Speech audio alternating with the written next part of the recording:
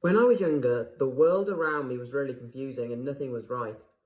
To me, going to school used to feel like I was going to prison, and just to get me in every day was a real struggle for my mum.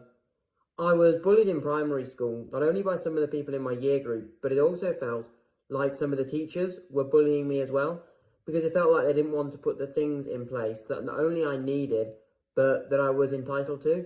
And my dad therefore had to do a tremendous amount of fighting to get me the support that I received.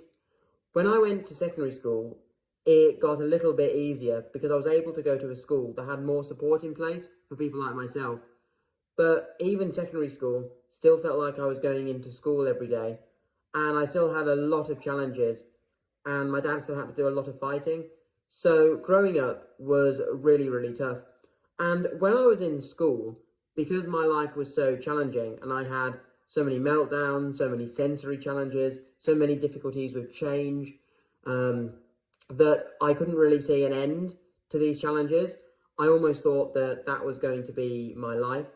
And when I was leaving school, so when I'd finished my GCSEs and my A levels, my parents were really worried about how I would live independently, how I would travel independently, how I would get a job.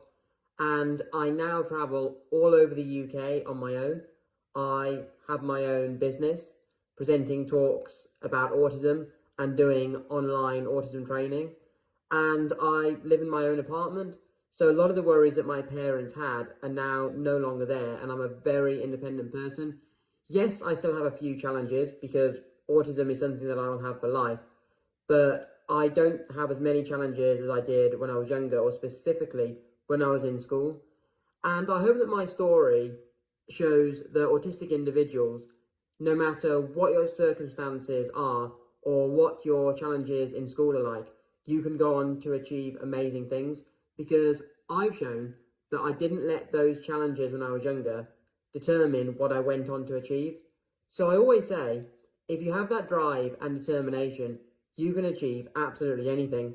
And to parents, I always say, never underestimate what your autistic children can achieve, because they really can go on and achieve some amazing things. So I really hope that my story inspires people to know that there is light at the end of the tunnel, and that autistic individuals can go on and achieve some amazing things.